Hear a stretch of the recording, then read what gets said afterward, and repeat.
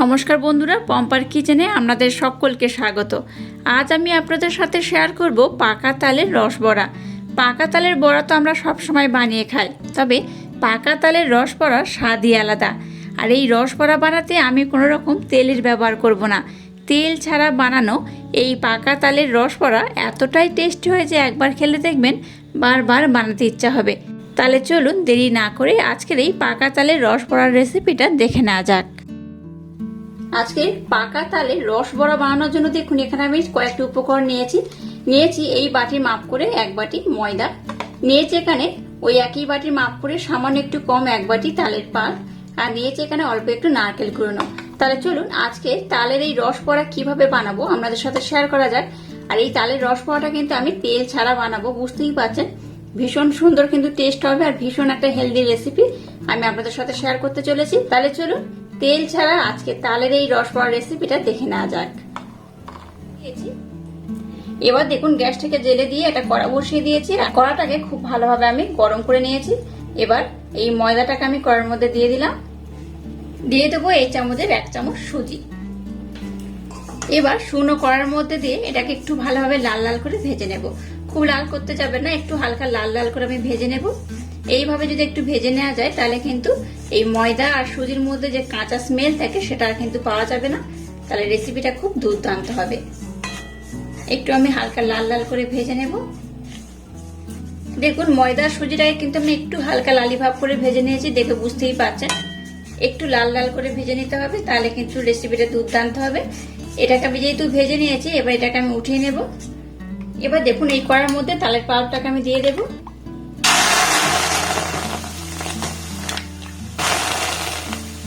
আর এই পাত্রটা ধুয়ে আমি সামান্য একটু জল এখানে অ্যাড করে দেব। এর মধ্যে দিয়ে দেব সামান্য একটু চিনি। এবার এই চিনির সাথে তালের পাল্পটাকে একটু ভালোভাবে আমি জাল দিয়ে নেব। আজকে তালের রস বড়া যেভাবে বানাচ্ছি একবার হলো ট্রাই করবেন, অসাধারণ খেতে হয়। এবার দেখুন নারকেল কুড়োটা দিয়ে দিলাম। তেল ছাড়া এরকম একটা হেলদি তালের রেসিপি অবশ্যই একবার হলো ট্রাই করবেন, আশা করছি আপনাদের ভীষণ ভালো লাগবে। এবার যে ময়দা আর সুজিটাকে আমি ভেজে রেখেছিলাম সেটার মধ্যে দিয়ে দেব। আবার সমস্ত উপকরণ কিন্তু খুব ভালোভাবে মেখে নিতে হবে। আচ্ছা, যদি মনে হয় এখানে কিন্তু আপনারা একটু জল কিংবা একটু দুধের ব্যবহারও করতে পারেন। আমি এখানে সামান্য একটু জল দিয়ে দেব।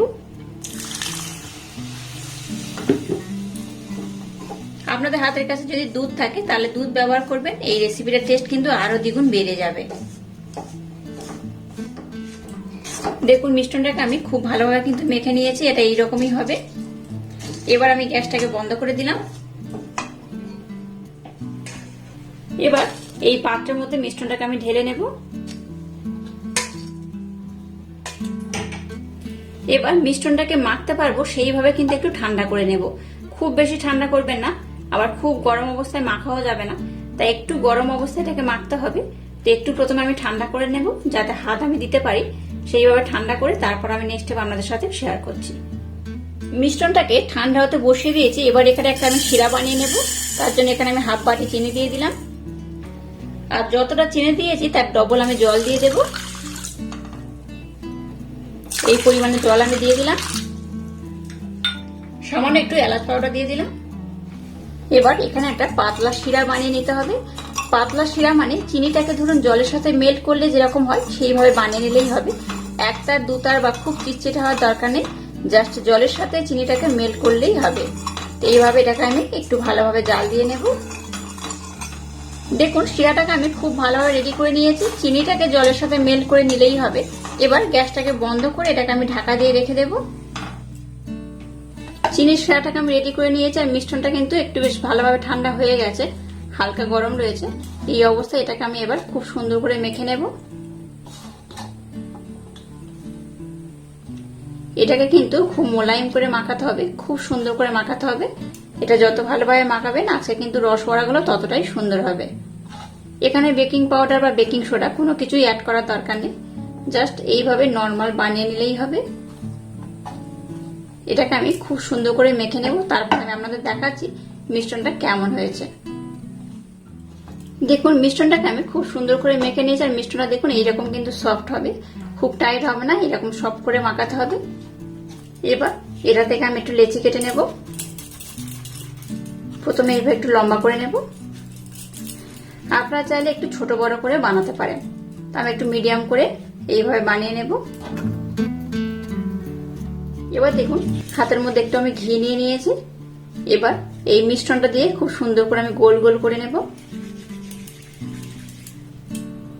দেখুন কত সুন্দর হচ্ছে।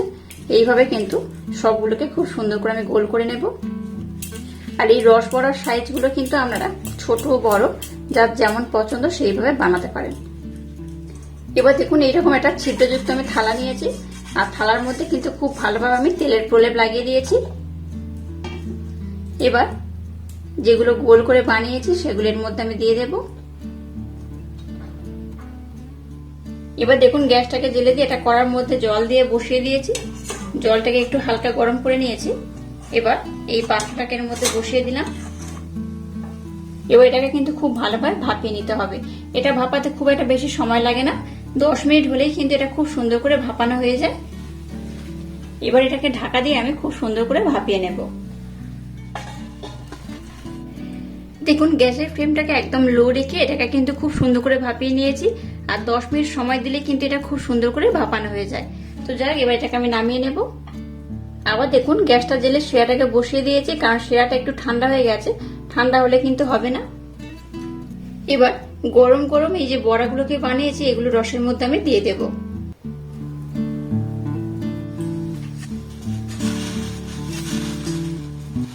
এবার দেখুন গ্যাসের ফ্লেমটাকে একদম লো রেখে এটাকে একটু ভালোভাবে আমি ফুটিয়ে নেব।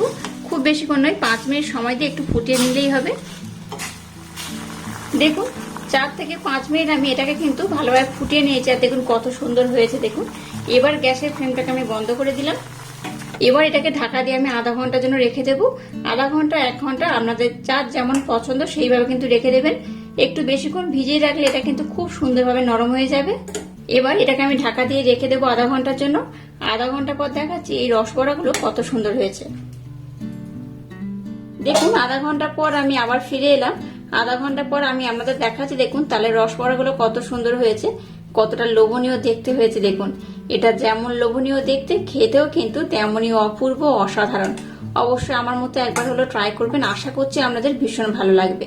আচ্ছা এটাকে আমি আধা ঘন্টার জন্য ভিজিয়ে রেখে দিয়েছিলাম, তবে আপনারা কিন্তু 1 ঘন্টার জন্য রাখবেন, কারণ আধা ঘন্টা পর আমি আপনাদের দেখাচ্ছি নরম হয়েছে, তবে আর একটু কিন্তু নরম হতে হবে।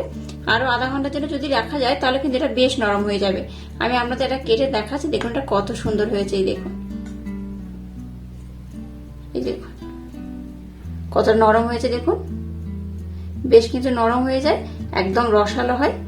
আর আধা ঘন্টা পর দেখবেন এটা কিন্তু আরো একদম তুলতুলে হয়ে যাবে, সুন্দর খেতে হয়, আর দেখতে তো অসম্ভব মজাদার হয়েছে।